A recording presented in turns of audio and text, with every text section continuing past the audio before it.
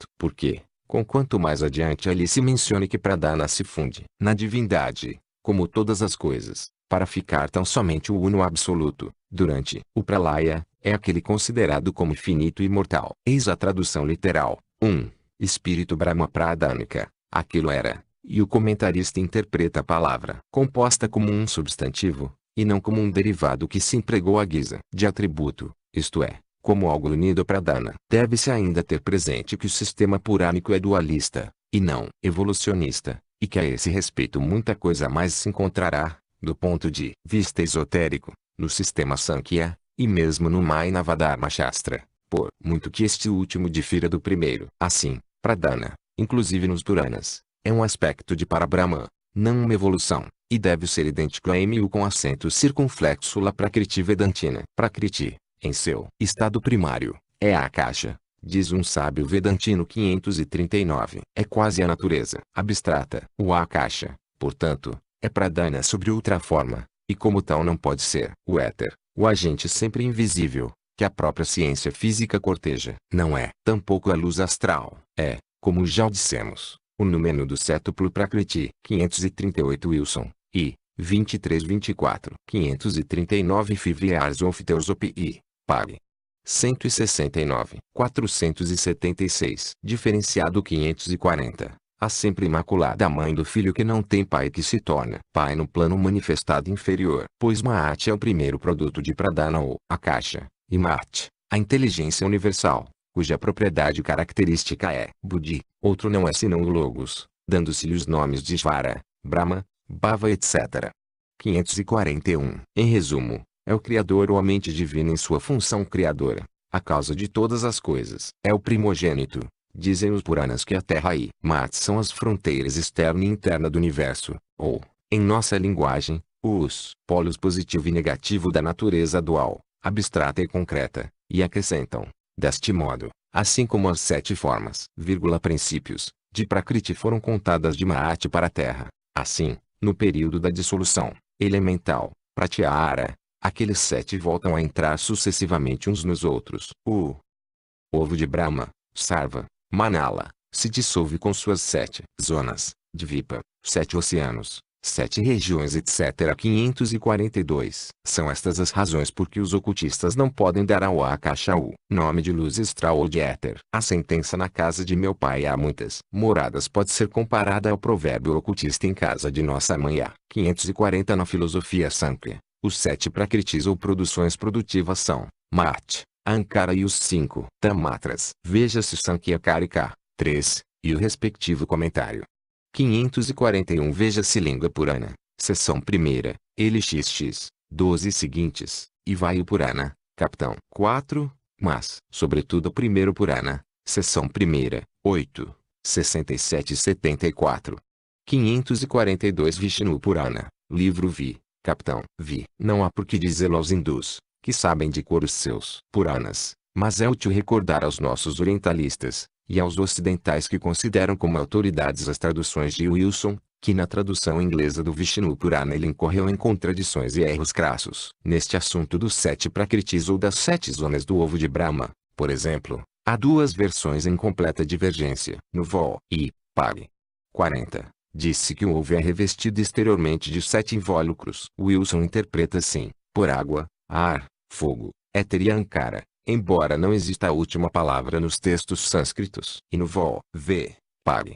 198, do mesmo Purana, se vê escrito, desta maneira foram as 7 formas da natureza, Prakriti, contadas de Maat para a Terra. Ponto de interrogação. Entre Maat, Mahabodhi e água etc. A diferença é demasiado grande. 477. 7 moradas ou planos, o inferior dos quais, a luz astral, está acima e ao redor do nosso. Os elementos, sejam simples ou compostos, não podem ter permanecido sempre os mesmos desde o começo da evolução de nossa cadeia. No universo, todas as coisas progridem constantemente durante o grande ciclo, e nos ciclos menores passam sem cessar por fases ascendentes e descendentes. A natureza jamais permanece estacionária durante o Manvantara, não se limita a ser, mas está continuamente vindo a ser. 543. A vida mineral, vegetal e animal não para de adaptar seus organismos aos elementos predominantes na ocasião, e por isso aqueles elementos eram então apropriados para ela, como são agora para a vida da humanidade presente. Só no decorrer da próxima ronda,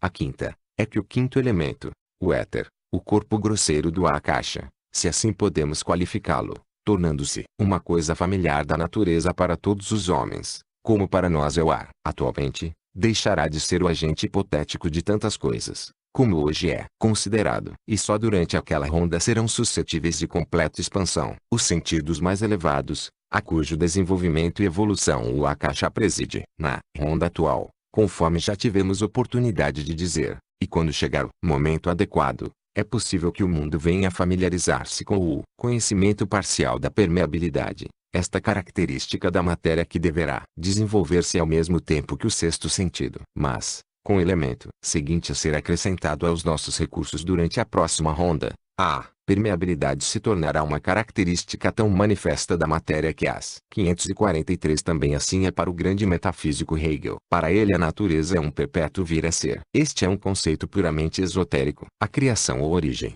no sentido cristão da palavra, é absolutamente inconcebível. Como diz aquele pensador, Deus, o Espírito Universal, faz-se objetivo como natureza, para dela emergir em seguida. 478. Formas mais densas desta ronda hão de parecer, as percepções do homem, como um simples obstáculo comparável a um nevoeiro espesso dos nossos tempos. E agora voltemos ao ciclo de vida. Sem entrar na descrição minuciosa das vidas superiores, vamos concentrar a nossa atenção nos seres terrenos e na própria Terra. Esta última, segundo os ensinamentos, foi construída para a primeira ronda pelos devoradores, que desintegram e diferenciam os germes de outras vidas nos elementos, e é de supor que o façam de modo semelhante ao dos aeróbios, no estado presente do mundo, quando minam e desorganizam a estrutura química de um organismo, transformando a matéria animal e dando nascimento a substâncias de constituição variável. O ocultismo repugna, assim, a chamada idade azoica da ciência, mostrando que em tempo algum deixou de existir vida sobre a Terra. Onde quer que haja um átomo de matéria, uma partícula ou molécula, ainda que em estado supergasoso, aí existe vida, latente ou inconsciente que seja. Tudo o que deixa o estado lá entra na vida ativa, e é traído ao torvelinho do movimento, o dissolvente alquímico da vida. Espírito e matéria são dois aspectos do uno, que não é nem espírito nem matéria, sendo ambos a vida absoluta, latente. O espírito é a primeira diferenciação do e no espaço, e a matéria é a primeira diferenciação do espírito. O que não é com acento circunflexo nem espírito nem matéria é aquilo, a causa sem causa do espírito e da 479. Matéria, que são a causa do cosmos. E aquilo, nós chamamos a vida ou não sopro intracósmico. 544. Repetimos, os semelhantes devem produzir os semelhantes. A vida absoluta não pode produzir um átomo inorgânico, seja simples ou complexo. E ainda, no estado lá existe a vida, exatamente do mesmo modo que o homem imerso em profundo sono cataléptico continua um ser vivente, embora com todas as aparências de um cadáver. Quando os devoradores, em que os homens de ciência, se assim o preferirem, poderão ver, com alguma dose de razão, átomos da névoa de fogo, ao que nada objetarão os ocultistas, quando os devoradores, dizíamos, diferenciam os átomos de fogo, por um processo especial de segmentação. Estes últimos se convertem em germes de vida, que se aglutinam de acordo com as leis da coesão e da afinidade. Então os germes de vida produzem vidas de outra espécie, que atuam na estrutura de nossos globos. Assim, o globo, na primeira ronda, tendo sido construído pelas primitivas vidas de fogo, isto é, tendo sido formado como esfera, não possuía solidez nem qualidades, salvo um resplendor frio, sem forma, sem cor. E só no final da primeira ronda é que veio a desenvolver um elemento, o qual, de ciência simples, e por assim dizer, inorgânica, se converteu agora, em nossa ronda, no fogo que nós conhecemos em todo o sistema. A Terra estava em seu primeiro rio com acento circunflexo pá, cuja essência é o princípio akáshico chamado, a que hoje se dá o nome de luz astral, erroneamente, aliás, e que Lipas Leve chama a imaginação da natureza, evitando provavelmente o verdadeiro nome. 544 Livro de Dzyan, com 3, pare.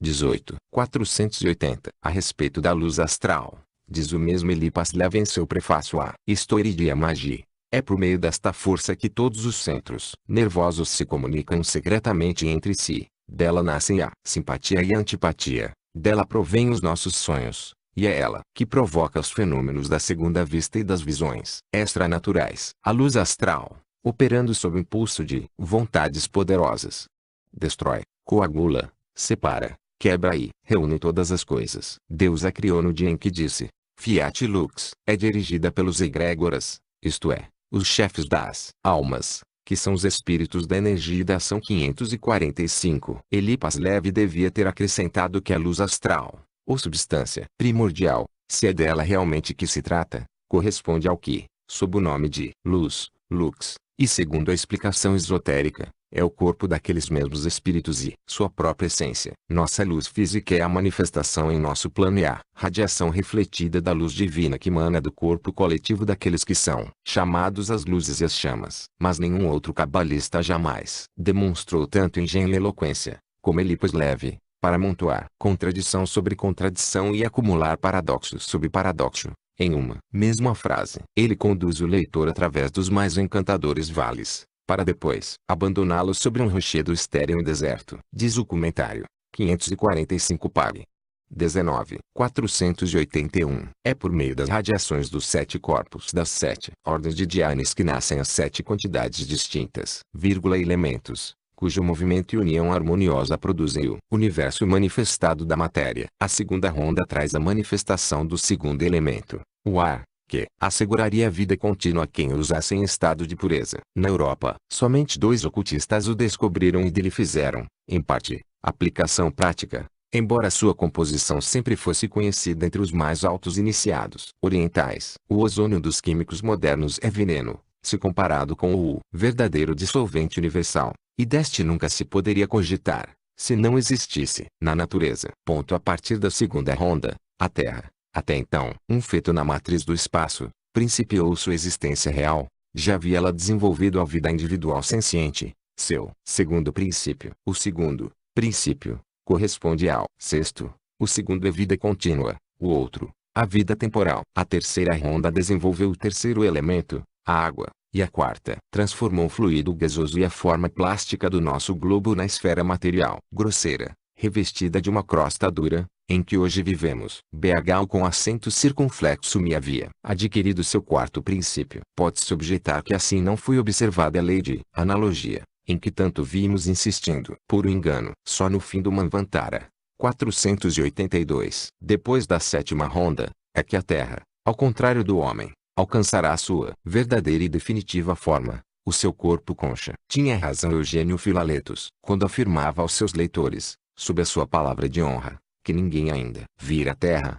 isto é, a matéria, em sua forma essencial. O nosso globo, até agora, se acha no estado câmaro com acento circunflexo pico, o do corpo astral de desejos do Ankara, o cego egotismo, a produção de Mahati no plano inferior. Não é a matéria, constituída de moléculas, e muito menos o corpo humano, SHU com acento circunflexo Lacharira, que é o mais grosseiro de todos os nossos princípios. Esta qualificação corresponde, na realidade, ao princípio médio, o verdadeiro centro animal, sendo o nosso corpo apenas o seu invólucro, o agente e instrumento irresponsável, por cujo intermédio se manifesta a besta que está em cada um de nós. Todo teósofo intelectual compreenderá o que queremos dizer. Assim, a ideia de que o tabernáculo humano é construído por vidas inumeráveis, exatamente como foi a crosta rochosa de nossa terra, em nada repugna aos verdadeiros místicos. E a ciência não tem como objetar o ensinamento, porque, se o microscópio não pode jamais descobrir o último átomo vivo ou a última expressão da vida,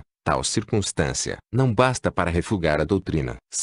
Ensina a ciência que nos organismos do homem e do animal, tanto vivos como mortos, formigam centenas de bactérias de espécies as mais diversas, que somos ameaçados externamente cada vez que respiramos, com a invasão de micróbios, e internamente por leucomaínas, aeróbios, anaeróbios e muita coisa. Mas a ciência ainda não foi ao ponto de afirmar, como faz a doutrina oculta, que os nossos corpos, assim como os dos animais, as plantas e as pedras, são 483 inteiramente formados de semelhantes seres, os quais, com exceção de suas espécies maiores, não podem ser observados pelo microscópio. No que se refere à parte puramente animal e material do homem, A ciência está a caminho de descobertas que irão corroborar plenamente essa teoria. A química e a fisiologia são os dois grandes magos do futuro, destinados a abrir os olhos da humanidade para as grandes verdades físicas. Cada dia que passa mais se demonstra a identidade entre o animal e o homem físico,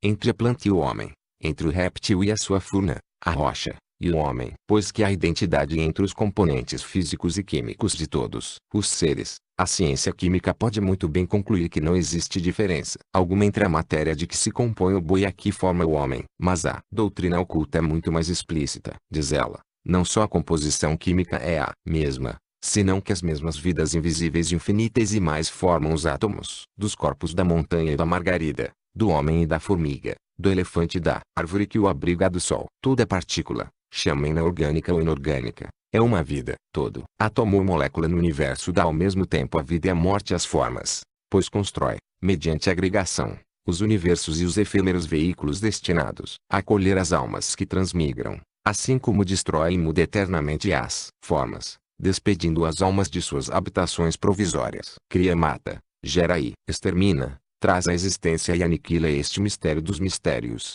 que é o corpo vivente do homem, do animal ou da planta, em cada instante no tempo e no espaço, engendra igualmente a vida e a morte, a beleza e a fealdade, o bem e o mal, e ainda as sensações agradáveis e desagradáveis, as benéficas e as maléficas. 484 é aquela vida misteriosa, representada coletivamente por miríades incontáveis de vidas, que segue, em seu próprio caminho, a lei do atavismo, até aqui incompreensível, que reproduz os traços de família, como também os que encontra impressos na aura dos geradores de cada ser humano futuro. Um mistério, em suma, ao qual dispensaremos maior atenção em outra parte. Podemos, por enquanto, dar um exemplo, a título de ilustração. A ciência moderna começa a descobrir que a ptomaína, o alcaloide venenoso gerado pela matéria em decomposição e pelos cadáveres, e uma vida, também, extraído com a ajuda do éter volátil, produz um aroma tão penetrante como o da flor de laranjeira mais louça,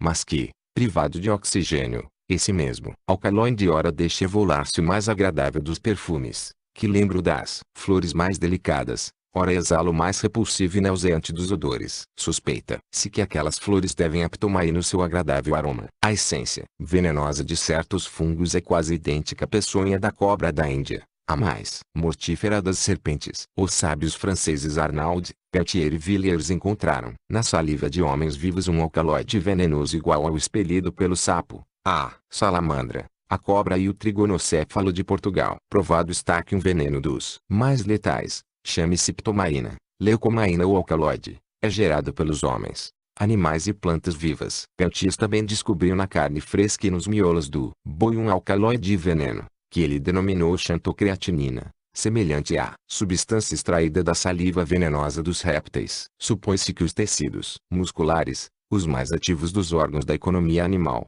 sejam os geradores ou fatores de venenos que têm a mesma importância que o ácido carbônico e a ureia nas funções da vida, e são os produtos finais da combustão interna. E, muito, embora não esteja ainda de todo positivado que os venenos possam ser gerados 485 pelo sistema animal dos seres vivos, sem a participação e a intervenção dos micróbios, é indubitável que o animal produz substâncias venenosas em seu estado fisiológico, isto é, durante a vida. Tendo assim descoberto os efeitos, resta à ciência remontar as causas primárias. Não poderá jamais encontrá-las sem o auxílio das ciências antigas, a alquimia, a física e a química ocultas. Quanto a nós, sabemos que toda alteração fisiológica, além dos fenômenos patológicos ou enfermidades, sem falar na própria vida, ou melhor, nos fenômenos objetivos da vida, provocados por certas condições e modificações nos tecidos do corpo, que permitem ou obrigam a ação vital nesse último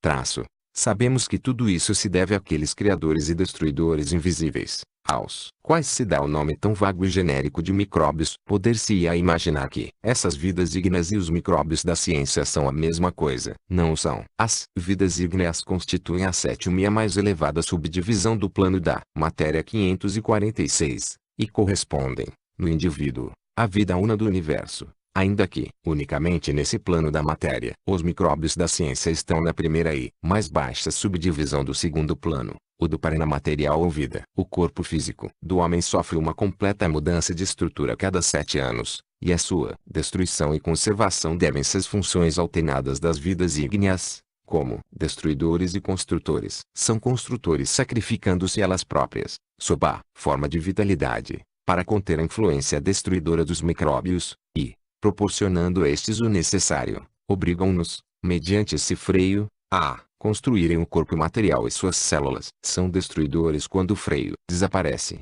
e os micróbios, carentes da energia vital para construir, são deixados. 546 O plano da substância física. 486 Em liberdade se convertem em agentes de destruição. Assim, durante a primeira metade da vida do homem, ou seja, nos 5 primeiros períodos de 7 anos, estão as vidas ígneas indiretamente ocupadas na construção do corpo material do homem. A vida percorre a curva ascendente, com a sua força utilizada para construir e fazer crescer. Passado esse período, principia a idade da retrocessão, esgotando-se a energia no trabalho das vidas ígneas, inicia-se a obra da destruição e da decadência. Pode ver-se aqui uma analogia com os acontecimentos cósmicos da descida do espírito na matéria, durante a primeira metade de um manvantara, assim planetário como humano, e sua ascensão na segunda metade, a expensas da matéria. Tais considerações são aplicáveis somente ao plano da matéria, mas a influência restritiva das vidas ígneas na ínfima subdivisão do segundo plano,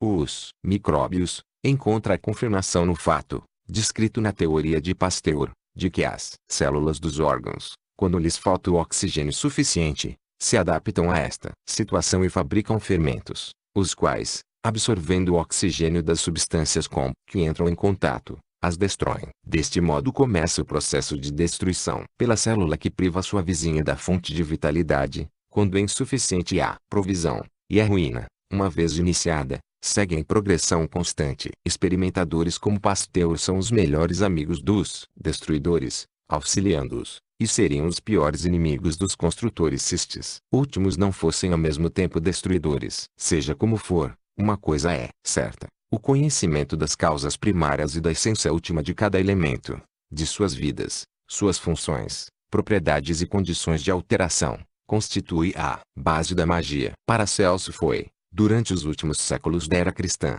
talvez o único. 487 ocultista da Europa que estava a par desse mistério. Simão criminosa ele não houvesse posto termo à vida, antes do tempo que a natureza lhe assinara. A magia fisiológica teria muito menos segredos para o mundo civilizado do que os tem agora.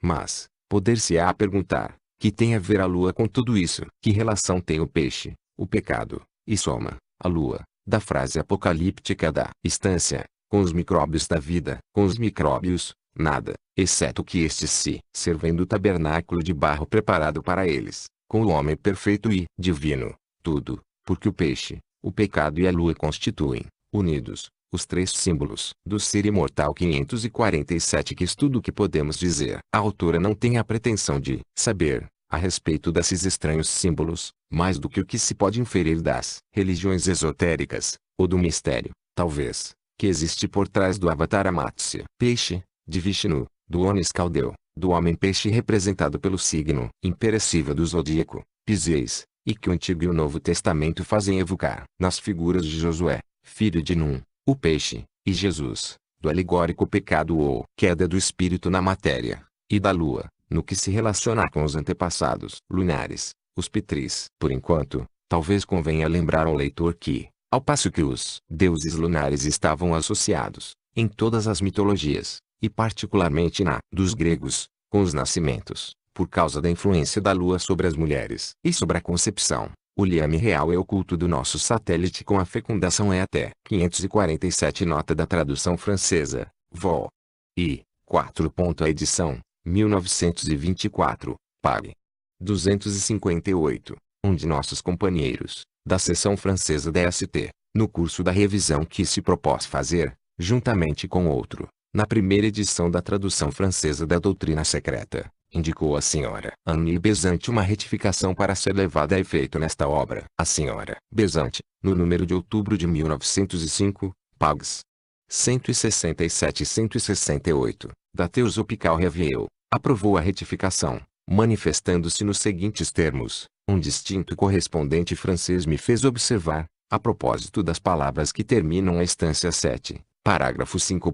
Graus, e do comentário de HPB na página 284 da terceira edição de Die Secrete Doctrine, que, no tocante à trindade caldeia, Oanes, Sim e Samas, peixe, lua, Sol traço, seria conveniente substituir a palavra soma por Samas, e acrescentou ele, isto constitui boa prova de que HPB não compôs nem inventou as instâncias de Dzian, que, na realidade, foram por ela recebidas e interpretadas. 488. Hoje completamente ignorado pela fisiologia, que considera superstições grosseiras todas as práticas populares relacionadas com o assunto. Porque seja inútil discutir o caso em todas as suas minúcias, só de passagem nos detemos aqui para dizer umas breves palavras sobre a simbologia lunar e mostrar que aquela superstição faz parte das mais antigas crenças, inclusive do judaísmo, que é a base do cristianismo. Para os israelitas, a principal função de Jeová era de dar filhos, e o esoterismo da Bíblia,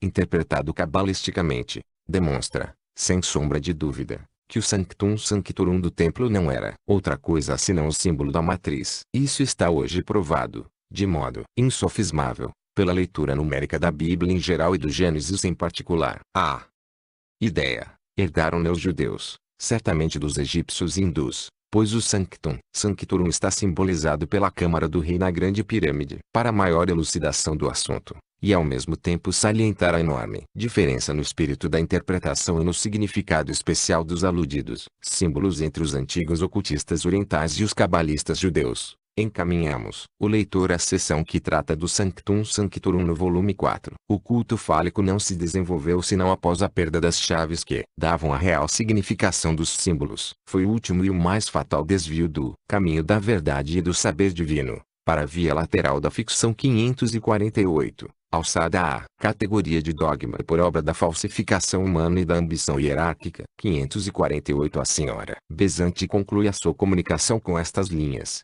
Assim resumo os diversos reparos que o correspondente me dirigiu sobre este assunto. Os gregos davam o nome de Oanes, o Eanunu dos assírios, ao que os egípcios chamavam Tut, o deus da sabedoria, que ensina as artes e as ciências. Ele flutua no caos primordial, é o espírito, o terceiro logos. Sim, é o deus lunar, a sabedoria, chamado Nanar, o resplandecente, andrógeno algumas vezes, e adorado sob o nome de Ista, representa o segundo logos. Samos é deus solar, Adaroadra, o fogo perpétuo, inextinguível, o equivalente caldeu do primeiro logos. A substituição de soma por sama seria racional e tornaria inteligível a frase de HPB. Aprovação da senhora Besante. A retificação proposta pareceu-nos útil assinalar e sobretudo inserir aqui. 489. 6. Desde o primeiro nascido 549. O fio que une o vigilante silencioso. A sua sombra torna-se mais e mais forte a cada mutação. 550. A luz do sol da manhã se transformou no esplendor do meio-dia. Esta frase,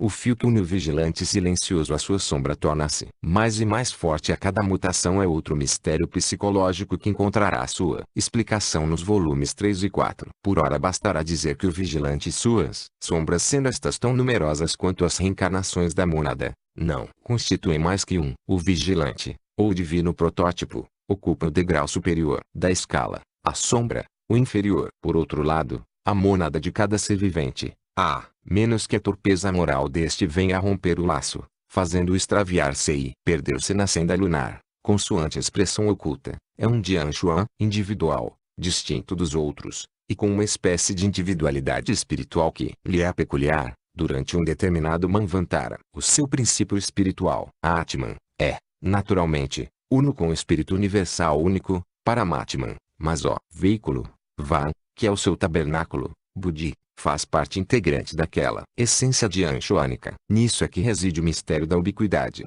a que já nos referimos em páginas anteriores. Meu Pai, que está no céu, e eu somos 551, diz a Escritura Sagrada dos cristãos, e aqui, pelo menos, ela é o eco fiel do ensinamento esotérico. 7. Eis a tua roda atual, diz a chama centelha. Tu és eu mesma, minha imagem e minha sombra. Eu revesti-me de ti, e tu és o meu Van. 552 até 549. O primeiro homem ou homem primitivo. 550. Reencarnação. 551. João, X. 30. 552. Veículo. 490. O dia ser conosco. quando voltarás a ser eu mesma, e os outros se mesma e eu. Então os construtores, metidos em sua primeira vestimenta, descem à radiante terra, e reinam sobre os homens, que são eles mesmos.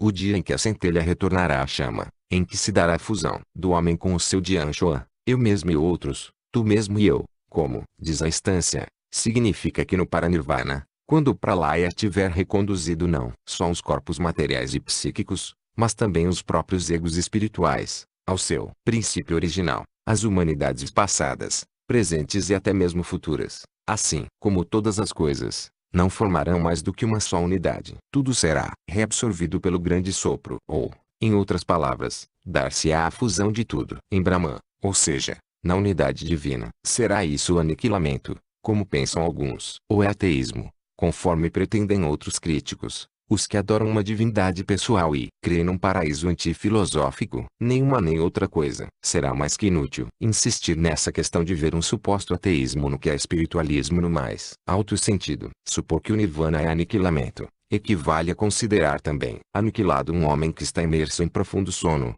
sem sonhos, um destes sonos que não deixam a mínima impressão na memória e no cérebro físico. Por si, achar então o eu superior da pessoa adormecida em seu estado original de consciência absoluta. Mas este exemplo corresponde apenas a um aspecto da questão, o mais material, porque reabsorção não é, de maneira alguma, um sono sem sonhos, mas, antes pelo contrário, existência absoluta, uma unidade não condicionada a um estado que a linguagem humana é de todo incapaz de 491 descrever, estado do qual não se pode formar um conceito aproximado ou parecido, senão mediante as visões panorâmicas da alma, através das ideações espirituais da mônada divina. Com a reabsorção, não se perde a individualidade, nem sequer a essência da personalidade, se alguma restar, pois o estado paranirvânico, embora infinito do ponto de vista humano, tem um limite na eternidade. Depois de o haver alcançado, a mônada ressurgirá dali como um ser mais perfeito ainda,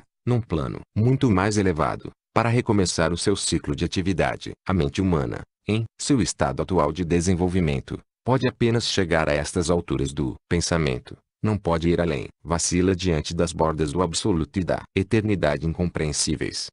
Os vigilantes reinam sobre os homens durante todo o período do Satya Yuga e dos Yugas menores, até o início da terceira raça raiz, e são sucedidos pelos patriarcas, os heróis e os manes, como nas dinastias egípcias, enumeradas pelos sacerdotes, a Solon, até o rei Menes e os reis humanos de outras nações. Todos foram cuidadosamente anotados. Segundo os simbologistas, essa idade poética e mitológica não passa, naturalmente, de um conto de fadas, mas é de ver que existem, nos anais de todas as nações, crônicas e tradições que falam daquelas dinastias de reis divinos, de deuses que reinaram entre os homens, assim como de seus sucessores, os heróis ou gigantes. E é difícil compreender como seria possível a todos os povos que vivem sob o sol, alguns separados por vastos oceanos, e pertencentes a hemisférios opostos, inventar 492 idênticos contos de fadas, em que os acontecimentos obedecem à mesma ordem. 553. Seja como for que a doutrina secreta ensine a história,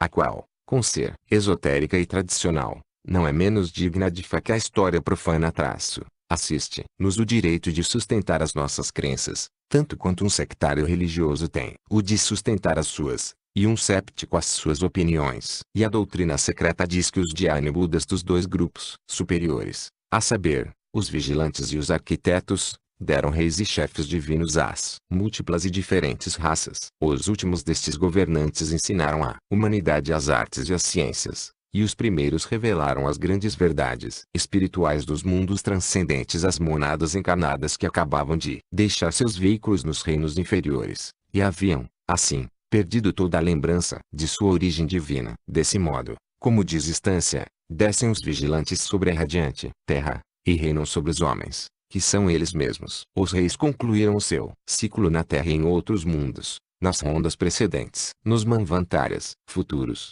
eles serão guindados a sistemas superiores ao nosso mundo planetário, e o seu lugar será ocupado pelos eleitos de nossa humanidade, os precursores no difícil e árduo caminho do progresso. Os homens do nosso próprio ciclo de vida serão, no próximo grande manvantara, os instrutores e guias de uma humanidade cujas mônadas podem estar agora aprisionadas, semiconscientes, nos espécimes mais inteligentes do reino animal, enquanto os seus princípios inferiores animam, talvez, os exemplares mais elevados do reino vegetal. 553 Veja-se, por exemplo, a obra Sacre Mysteries among Maias Antiquities, de Auguste Le Plongeon, em que se mostra a identidade dos ritos e crenças do Egito com os dos povos ali descritos. Os antigos alfabetos hieráticos dos maias e dos egípcios são quase iguais. 493. Assim marcham os ciclos da evolução setenária. Na natureza cétupla, a natureza espiritual ou divina, a psíquica ou semidivina,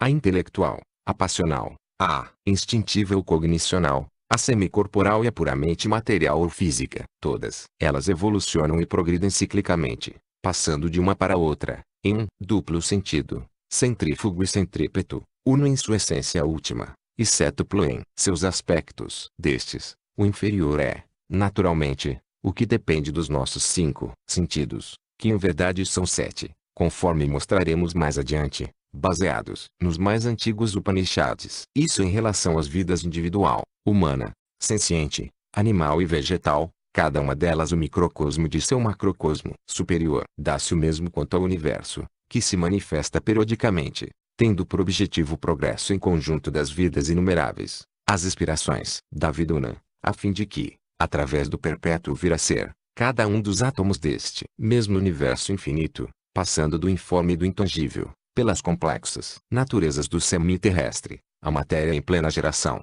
para depois retroceder e tornar a subir a estados ainda mais elevados e mais próximos da meta final, a fim de que, repetimos, possa cada átomo alcançar, por meio de esforços e méritos individuais, aquele estado em que voltará a ser o todo uno incondicionado. Mas, entre o alfa e o ômega, se estende o áspero caminho, eriçado de espinhos, que primeiro se dirige para baixo, e depois sobe em espiral para o alto da colina.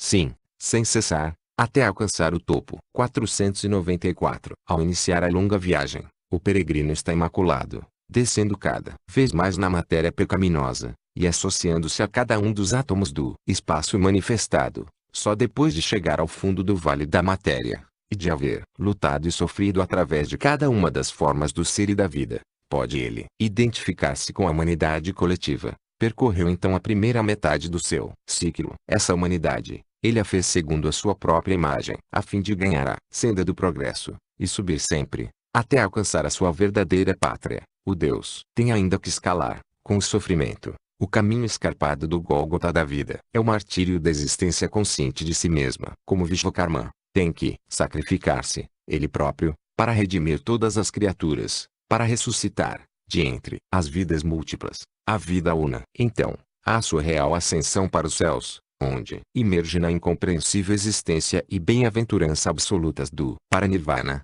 e reina incondicionalmente, e de onde voltará de ser na próxima vinda, que uma parte da humanidade, atendo-se à letra morta, espera como o segundo advento, e outra parte como o último Kalki-avatar. 495. Resumo. A história da criação e do mundo, desde sua origem até a época presente, compõe-se de 7 capítulos. O capítulo 7º ainda não foi escrito. T/Subarro 554. Esforçamo-nos por escrever o primeiro dos 7 capítulos, e agora o damos por terminado. Falha incompleta que seja a exposição, representa, em todo caso, uma aproximação, no sentido matemático, do que constitui a base mais antiga de todas as cosmogonias. Ousada é a tentativa de expressar em língua europeia o vasto panorama da lei, que eterna e periodicamente se manifesta, lei impressa nas mentes plásticas das primeiras raças dotadas de consciência, por aqueles que a reflitam da mente universal. Empreendimento ousado, porque nenhuma linguagem humana, com exceção do sânscrito, que é o idioma dos deuses, permite fazê-lo com a exatidão suficiente. Que a intenção, porém, sirva de escusa para os defeitos da obra. Como conjunto, nem o que precede nem o que deverá seguir-se podem ser encontrados em parte alguma. Estes ensinamentos não figuram em nenhuma das 6 escolas filosóficas da Índia, porque em verdade, pertencem a uma sétima. 554 Titeosopiste, 1881. 496. Escola, que é a síntese das outras, a saber, a doutrina oculta. E não se acham escritos em nenhum velho e carunchoso papiro do Egito, nem foram gravados em ladrilho ou muro de granito da Síria. Os livros da Vedanta, a última palavra do saber humano, apresentam só o aspecto metafísico da cosmogonia do mundo. É o seu inestimável tesouro. Os Upanishads, sendo Upanishad uma palavra composta que significa o domínio da ignorância pela revelação do conhecimento secreto e espiritual, requer hoje a posse de uma chave mestra, que permita ao estudante apreender-lhe o sentido em sua plenitude. A autora pede vênia para dar aqui a explicação que, a esse respeito, lhe foi transmitida pelo mestre. O nome Upanishads é comumente traduzido como doutrina esotérica. Esses tratados fazem parte do sutil conhecimento revelado, em uma palavra, a revelação, e são geralmente anexados à parte bramânica dos Vedas, como sua terceira divisão. Ora, os Vedas possuem duas significações bem distintas, uma expressa pelo sentido literal das palavras, a outra indicada pelo metro e o svara, entonação, que são como que a vida dos Vedas. É claro que os sábios pandits e os filósofos negam que o svara tem alguma relação com a filosofia ou as antigas doutrinas esotéricas. Mas a misteriosa conexão existente entre o svara e luz é um de seus mais profundos segredos. 555 Texto Barrou, Filiars of Theosophy, Pali 154. 497. Os orientalistas enumeram 150 Upanishads e consideram os mais antigos como escritos provavelmente uns 600 anos antes de nossa era. Mas os textos autênticos não correspondem nem à quinta parte daquele número. Os Upanishads são para os Vedas o que a Cabala é para a Bíblia dos judeus. Expõem e explicam a significação secreta e mística dos textos védicos. Tratam da origem do universo, da natureza da divindade, do espírito e da alma.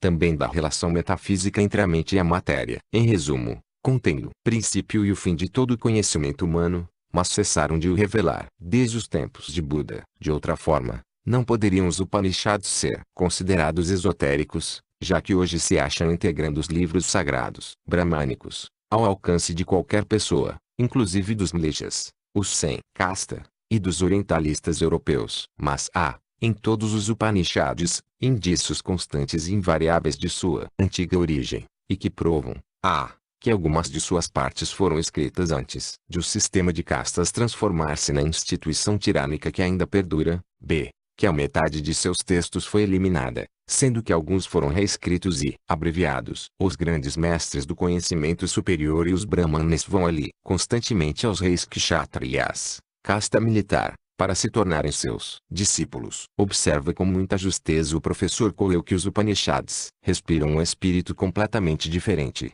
do de outros escritos bramânicos, uma liberdade de pensamento que se não vê em nenhuma obra anterior, salvo nos próprios hinos do Rigveda. O segundo fato se explica por uma tradição registrada em um dos manuscritos que se referem à vida de Buda, a de que os Upanishads foram originariamente anexados aos Brahmanas no início de uma reforma que conduziu ao exclusivismo do atual sistema de castas entre os Brahmanes, alguns 498 séculos após a invasão da Índia pelos duas vezes nascidos. Os textos estavam completos naquela época e serviram para instruir os chelas que se preparavam para a iniciação. Assim foi enquanto os Vedas e os Brahmanas permaneceram como propriedade única e exclusiva dos Brahmanes do templo, enquanto ninguém mais, estranho à casta sagrada, tinha o direito de estudá-los ou até mesmo de os ler. Surgiu então Gautama, o príncipe de Kapilavastu, tendo aprendido toda a sabedoria bramânica dos Rahasya ou dos Upanishads, e vendo que os ensinamentos muito pouco ou nada diferiam dos ministrados pelos mestres da vida, residentes nas montanhas nevadas dos Himalaias. 556, o discípulo dos Brahmanes, não se conformando em que a sabedoria sagrada fosse negada a todos, com exceção destes últimos, resolveu divulgá-la, a fim de salvar o mundo inteiro. Então os Brahmanes, ante a iminência de verem cair os seus conhecimentos sagrados e a sua sabedoria oculta nas mãos dos mlechas, encurtaram e resumiram os textos dos Upanishads, que em sua origem continham 3 vezes a matéria dos Vedas e Brahmanas reunidos, e o fizeram sem mudar uma só palavra. Dos textos, destacaram simplesmente dos manuscritos as partes mais importantes, aquelas onde se achava a última palavra sobre o mistério da existência. A chave do código secreto dos Brahmanes ficou, daí em diante, na posse exclusiva dos iniciados, e eles puderam, assim, negar publicamente a exatidão dos ensinamentos de Buda, invocando os Upanishads, em que se guardava perpétuo silêncio a respeito das questões principais. Tal é a tradição esotérica de Elen Himalaia. 556 também chamados Filhos da Sabedoria da Névoa de Fogo, e Irmãos do Sol, nos anais chineses. Consta dos manuscritos da Biblioteca Sagrada da província de Fujian, que Sidzang, Tibete, é a grande sede da sabedoria oculta, desde tempos imemoriais, muito anteriores a Buda. Conta-se que o imperador Yu, o Grande 2207 anos antes de nossa era, místico piedoso e grande adepto, adquiriu sua sabedoria dos grandes mestres das montanhas nevadas em Sidzang. 499. Sri Shankaracharya, o maior iniciado que viveu nos tempos históricos, escreveu muitos bhashyas, comentários, acerca dos Upanishads. Mas os seus tratados originais, como há razões para crer, ainda não caíram nas mãos dos filisteus, pois são conservados ciosamente nos mosteiros, matamos, e existem razões ainda mais ponderosas para acreditar-se que os preciosos bhashyas sobre a doutrina esotérica dos Brahmanes, de autoria do maior de seus expositores, continuarão sendo, por muitos séculos, letra morta para a maior parte dos hindus, exceto para os Brahmanes Smartavas. Esta seita, fundada por Shankaracharya, e de muita influência ainda na Índia Meridional, é atualmente a única que produz estudantes com discernimento bastante para compreender a letra morta dos bhashyas. Isso porque, segundo a informação que tivemos, são os únicos que contam, de quando em quando, com verdadeiros iniciados na direção de seus matams, como, por exemplo, no Sringagiri dos Ghats ocidentais de Mysore. Por outro lado, não existe, nessa casta tão intransigentemente exclusivista dos Brahmanes, seita mais fechada que a dos Smartavas, e a reticência de seus membros, quanto a dizerem algo sobre os seus conhecimentos da ciência oculta e a doutrina secreta, somente pode ser igualada ao seu saber e à sua altivez. Eis porque a autora da presente exposição deve esperar, desde logo, que as suas afirmativas encontrem a mais viva oposição e sejam até mesmo desmentidas. Não é que exista qualquer pretensão à infalibilidade ou à exatidão absoluta em tudo que se diz nesta obra, mas, em razão das dificuldades inerentes aos assuntos versados e às limitações quase insuperáveis da língua inglesa, como de todos os demais idiomas europeus, para a expressão de certas ideias, é mais que provável não tenha a autora conseguido dar melhor e mais clara forma às suas 500 explicações, sendo certo que ela fez tudo o que podia, em tão desfavoráveis circunstâncias, e mais não se pode exigir de nenhum escritor. Recapitulemos, para mostrar quanto é difícil, se não impossível, fazer completa justiça aos temas ora interpretados, tal a sua magnitude. Primeiro, a doutrina secreta é a sabedoria acumulada dos séculos, e a sua cosmogonia, por si só, é o mais prodigioso e acabado dos sistemas, ainda que velado, como se encontra no esoterismo dos Puranas. Mas tal é o poder misterioso do simbolismo oculto que os fatos, que ocuparam a atenção de gerações inumeráveis de videntes e profetas iniciados, para os coordenar, classificar e explicar, durante as assombrosas séries do progresso evolutivo, estão todos registrados em algumas poucas páginas de signos geométricos e de símbolos. A visão cintilante daqueles iniciados foi até o próprio âmago da matéria, descobriu e escrutou a alma das coisas, ali onde um observador comum e profano, por mais arguto que fosse, não teria percebido senão a tessitura externa da forma. Mas a ciência odierna não crê na alma das coisas, e por isso repugnará todo o sistema da cosmogonia antiga. É inútil dizer que tal sistema não é o fruto da imaginação ou da fantasia de um ou mais indivíduos isolados, que se constitui dos anais ininterruptos de milhares de gerações de videntes, cujas experiências cuidadosas têm concorrido para verificar e comprovar as tradições, transmitidas oralmente de uma outra raça primitiva, acerca dos ensinamentos de seres superiores e excelsos, que velaram sobre a infância da humanidade. 501. Durante muitos séculos, os homens sábios da quinta raça, pertencentes ao grupo sobrevivente que escapou do último cataclismo e das convulsões dos continentes, passaram a vida aprendendo, e não ensinando, como o faziam, examinando, submetendo a provas e verificando, em cada um dos departamentos da natureza, as tradições antigas, por meio das visões independentes dos grandes adeptos, isto é, dos homens que desenvolveram e aperfeiçoaram, no mais alto grau possível, seus organismos físico, mental, psíquico e espiritual. O que um adepto via só era aceito depois de confrontado e comprovado com as visões de outros adeptos, obtidas em condições tais que lhes conferissem uma evidência independente, e por séculos de experiências. Segundo, a lei fundamental do sistema, o ponto central de onde tudo surgiu e para onde tudo converge e gravita, e sobre o qual repousa toda a sua filosofia, é o princípio substancial, o uno, homogêneo, divino, a causa radical única.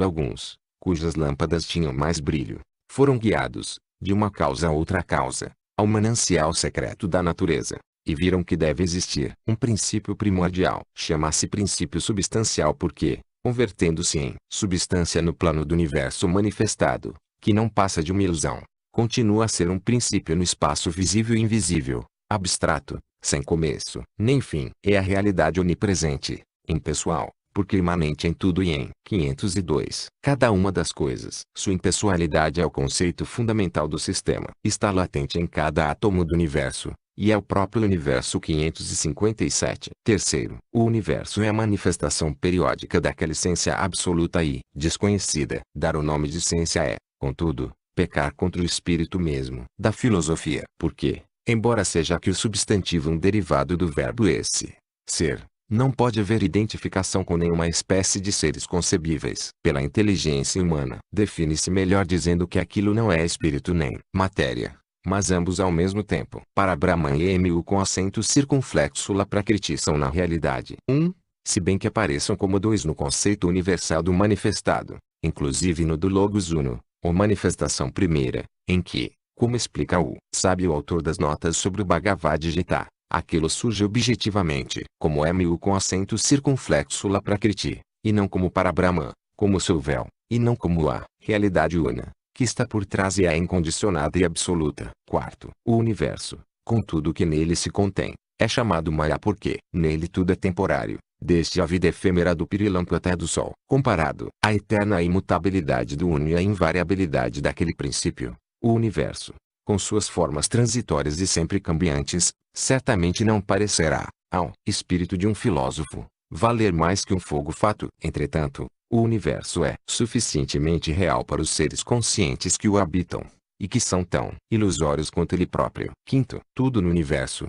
em todos os seus reinos, é consciente, isto é, dotado de uma consciência que lhe é peculiar em seu próprio plano de percepção. Devemos capacitar-nos de que, só porque nós, humanos, não percebemos sinal algum de consciência na pedra, por exemplo, não é isso razão para concluirmos que 557 veja-se o Vol. 2, parte 2, seção 3, a substância primordial e o pensamento divino. 503. Nenhuma consciência existe ali. Não há matéria morta ou cega, como não há também lei cega ou inconsciente. Na filosofia oculta não há lugar para conceitos que tais. Ela não se preocupa jamais com as aparências exteriores.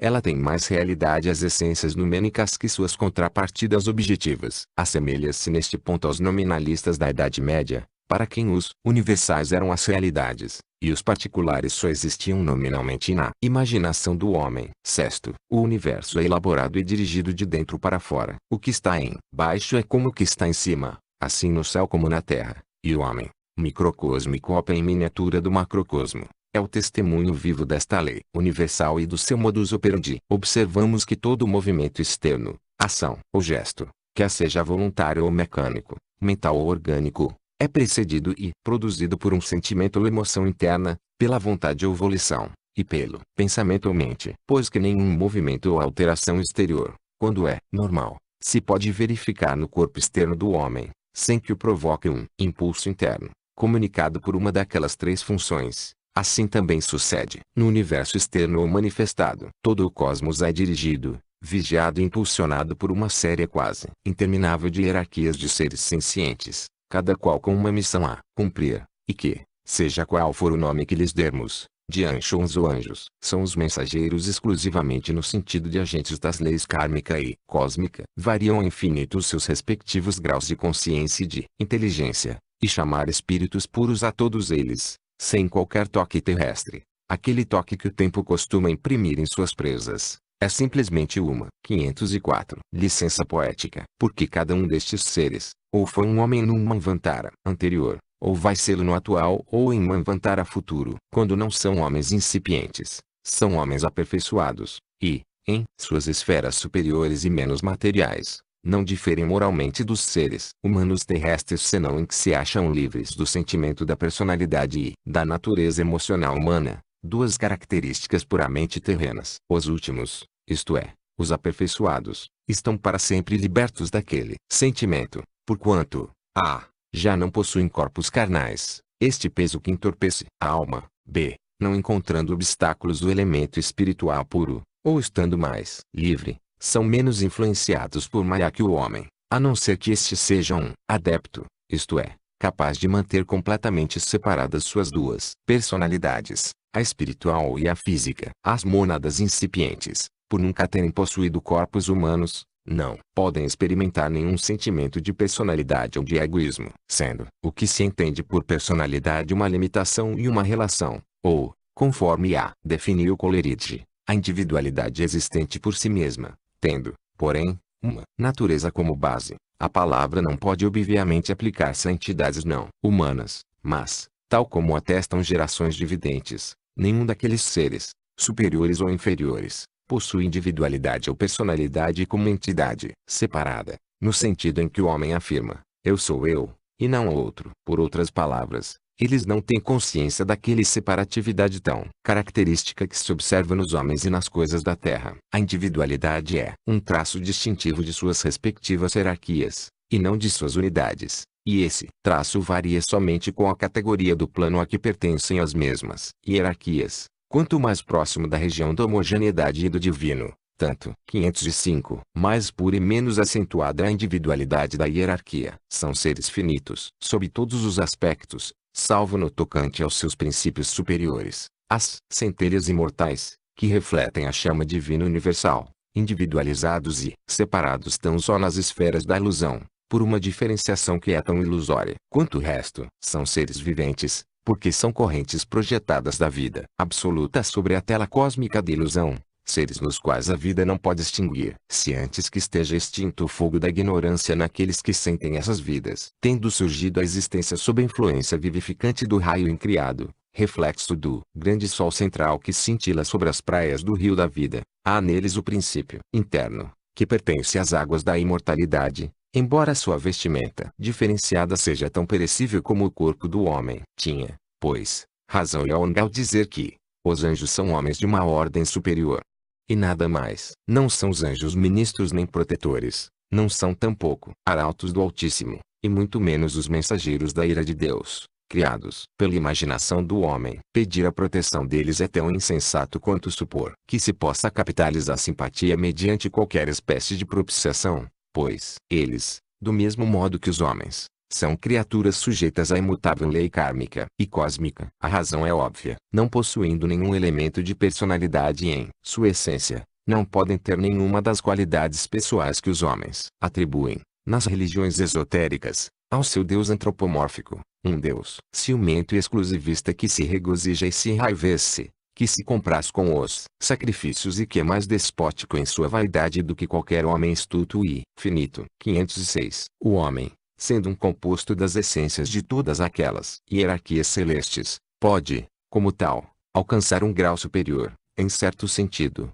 ao de qualquer uma das hierarquias ou classes ou de suas combinações respectivas. Está escrito, o homem não pode nem propiciar nem comandar os devas, mas, paralisando sua personalidade inferior, e chegando assim ao pleno conhecimento da não separatividade entre o ser superior e o ser absoluto, pode o homem, até mesmo durante a sua vida terrestre, tornar-se como um de nós, de modo que, alimentando-se com o fruto do conhecimento que dissipa a ignorância, o homem se converte em um dos Elohim ou Dianes, e, uma vez no plano destes, o espírito de solidariedade e de perfeita harmonia que reina em todas as hierarquias deve estender-se a ele e protegê-lo em todos os sentidos. A principal dificuldade que impede os homens de ciência a crer nos espíritos divinos, assim como nos espíritos da natureza, está no seu materialismo. É o maior obstáculo a que os espiritistas acreditem naquelas entidades, ao passo que conservam uma fé cega nos espíritos dos mortos, e a ignorância geral em que se acha todo mundo, exceto alguns ocultistas e cabalistas, quanto à verdadeira essência da matéria, é da aceitação ou não da teoria da unidade de tudo na natureza, em sua essência última, que depende principalmente a crença ou a incredulidade da existência, ao nosso redor, e outros seres conscientes além dos espíritos dos mortos. É na exata compreensão da evolução primitiva do espírito, matéria, e de sua essência real, que deve o estudante apoiar-se para a gradual elucidação da cosmogonia oculta, sendo esse o único índice seguro que pode guiá-lo em seus estudos ulteriores. Em verdade, conforme vimos de mostrar, cada um dos chamados espíritos é um homem desencarnado ou um homem futuro. Porque, desde o 507 mais elevado arcanjo, de Anshoan, até o último construtor consciente, a classe inferior das entidades espirituais, todos estes são homens que viveram em outros manvantaras, em livros passados, nesta ou em outras esferas, e os elementais inferiores, semi-inteligentes e não inteligentes, são todos homens futuros. Para o ocultista, a circunstância de um espírito ser dotado de inteligência representa, por si só, a prova de que este ser foi um homem, havendo adquirido essa inteligência e o seu conhecimento através do ciclo humano. No universo só existe uma onisciência e inteligência indivisível e absoluta, que vibra em cada um dos átomos e dos pontos infinitesimais de todo o cosmos, do cosmos que não tem limites e ao qual se dá o nome de espaço, considerado independentemente de todas as coisas nele contidas. Mas a primeira diferenciação do seu reflexo no mundo manifestado é puramente espiritual, e os seres nela gerados não são providos de uma consciência que tenha qualquer relação com a consciência que nós conhecemos. Não podem possuir consciência ou inteligência humana senão adquirindo-a pessoal e individualmente. Será, talvez, um mistério. Não deixa, porém, de ser um fato para a filosofia esotérica, e até um fato dos mais aparentes. A ordem inteira da natureza atesta que há uma progressiva marcha que tende para uma vida superior. Existe um plano ou desígnio na ação das forças,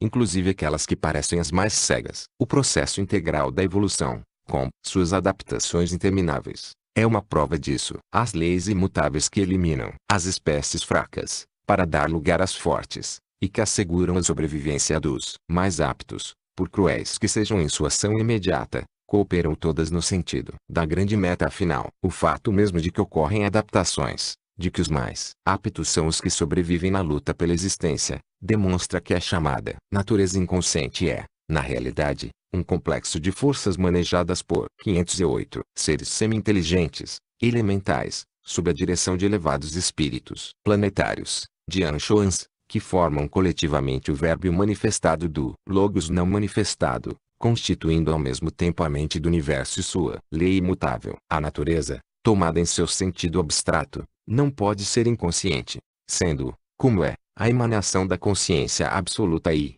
portanto, um de seus aspectos no plano da manifestação. Onde está aquele que se atreve a negar ao vegetal, e mesmo ao animal, uma consciência própria? Tudo o que ele pode dizer é que essa consciência transcende os limites de sua compreensão. Três distintas representações do universo, em seus três aspectos distintos, são impressas em nosso pensamento pela filosofia esotérica: o pré-existente, o sempre existente, do qual promanou o primeiro, e o fenomenal, o mundo de ilusão, o reflexo, a sombra do anterior. Durante esse grande mistério, esse grande drama da vida, que nós conhecemos pelo nome de Manvantara, o cosmos real é como os objetos colocados atrás de uma tela branca, sobre a qual projetam sombras. Os personagens e os objetos verdadeiros permanecem invisíveis, enquanto os fios condutores da evolução são manejados por mãos também invisíveis. Os homens e as coisas representam apenas os traços deixados sobre o fundo branco pelo reflexo das realidades dissimuladas por trás das redes de Maya,